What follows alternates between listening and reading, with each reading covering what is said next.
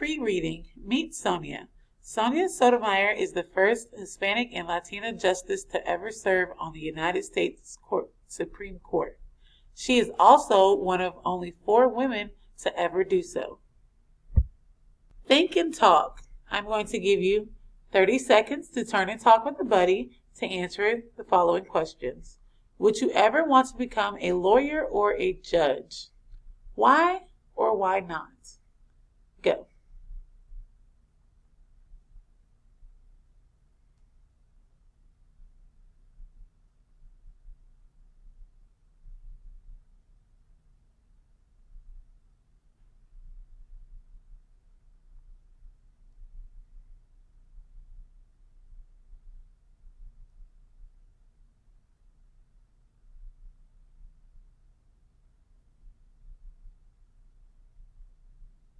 I'm going to have you wrap up your conversations in 5, 4, 3, 2, 1.